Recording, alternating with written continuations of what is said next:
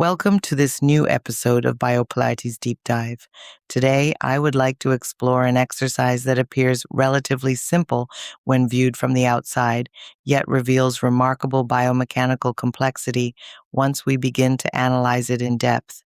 This is arms pulling straps on the long box, and more specifically, its PLOW variation performed on the reformer with the long box. This exercise is part of the essential reformer repertoire and represents an important step in developing scapular stability, thoracic extension, and the integration of pulling mechanics within the Stott Pilates method. When we position the long box lengthwise against the shoulder rests of the reformer and lie prone with our head facing the pulleys, we immediately create a unique biomechanical environment. The pelvis is maintained in neutral, the legs are extended and parallel to the floor, while the arms reach forward to grasp the straps. In this starting position, the body exists between stability and mobility. The trunk must maintain its organization while the upper limbs generate a pulling force capable of moving the carriage. What is particularly fascinating about this exercise is that the movement does not truly begin in the arms. As is often the case in the Stott Pilates method, the visible movement is the consequence of a deeper internal organization. Before the hands even begin pulling on the straps, the shoulder blades must gently glide downward along the rib cage. This scapular depression prepares the entire posterior muscular chain. The lower trapezius, rhomboids, serratus anterior, and deep spinal stabilizers create a stable foundation from which the arms can operate efficiently. The principles of scapular mobility and stability are, in fact, among the fundamental pillars of the Stott Pilates movement system. As the inhalation begins and the arms pull backward, the carriage starts to move. At first glance, one might assume that the purpose is simply to strengthen the back muscles. Yet, the true challenge lies in the quality of force transmission. The arms do not work in isolation.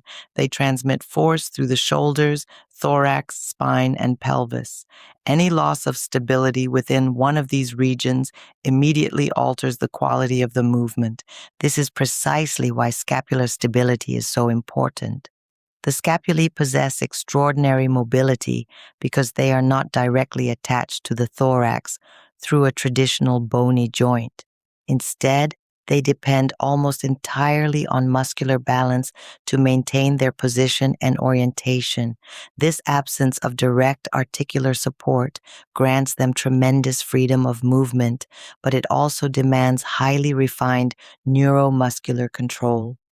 During arms pulling straps, we are essentially performing a pulling movement pattern. The Stott Pilates movement system describes pulling patterns as movements that primarily recruit the posterior musculature. The scapulae retract, the elbows travel backward, and the thoracic spine gradually organizes into a gentle extension.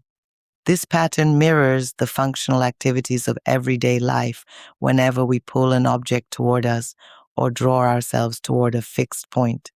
As the movement continues, the thoracic spine lengthens. Here, it is essential to understand the difference between thoracic extension and lumbar compression. Effective extension does not involve crushing the lower back. Instead, it requires distributing extension harmoniously throughout the entire spine. The thoracic vertebrae gradually open while the pelvis remains stable. The ability to maintain a neutral pelvis is directly related to the activity of the deep stabilizing system of the trunk. The transversus abdominis, multifidus, diaphragm, and pelvic floor work together to create appropriate intra-abdominal pressure, functioning as an internal support mechanism. The Stott Pilates method places particular emphasis on this relationship between breathing, deep muscular activation, and lumbopelvic stability. Intra-abdominal pressure acts like an internal airbag, helping reduce stress on the spinal structures. Breathing, therefore, plays a fundamental role in this exercise. During inhalation, the rib cage expands in 3 dimensions. The movement is not limited to lifting the sternum. The upper ribs perform a motion similar to a pump handle, the lower ribs open like bucket handles, and the final 2 ribs display a caliper-like movement. This 3-dimensional expansion allows the diaphragm to function efficiently while maintaining trunk stability. As exhalation occurs, the progressive engagement of the pelvic floor and transversus abdominis further reinforces stability throughout the pelvis and lumbar spine. This respiratory coordination enhances force transmission between the upper limbs and the trunk. From an anatomical perspective, the primary mobilizing muscles involved in this exercise include the latissimus dorsi, rhomboids, middle and lower trapezius, and the thoracic extensors. The latissimus dorsi is particularly interesting because it connects the upper limb to the pelvis through the thoracolumbar fascia. When it contracts, it contributes not only to shoulder extension and adduction, but also to overall trunk stability. This fascial continuity explains why a seemingly simple arm movement can influence the organization of the entire body. The lower trapezius also plays a crucial role. It contributes to scapular depression and prevents the shoulders from creeping upward toward the ears.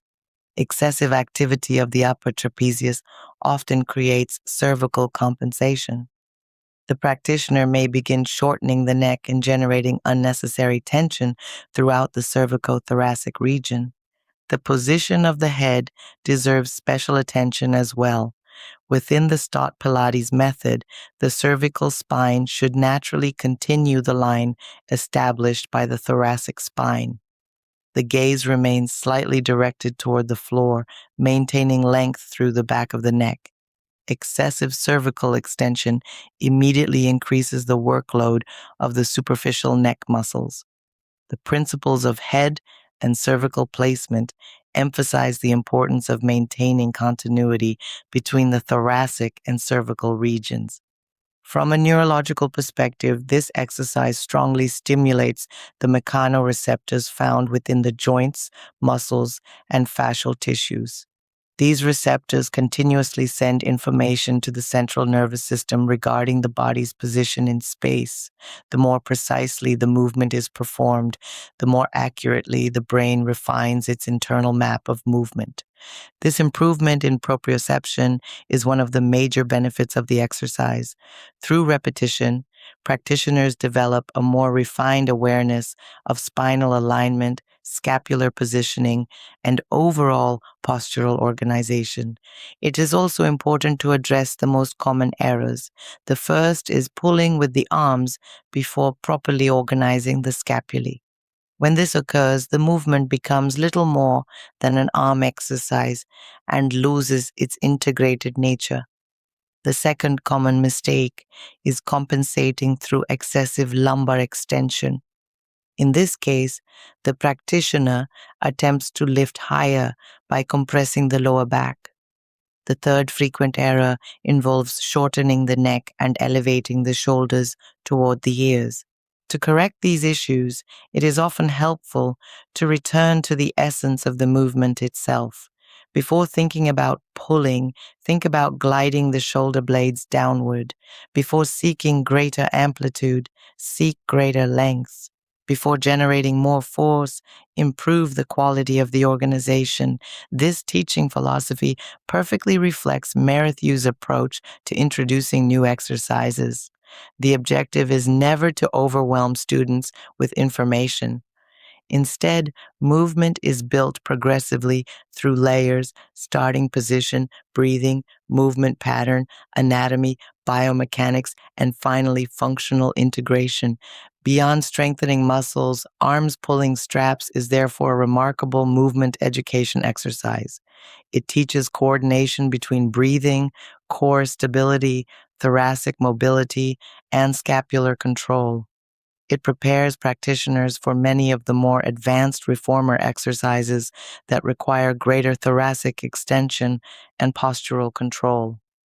Ultimately, when we observe this movement carefully, we discover that it is not simply about pulling on two straps.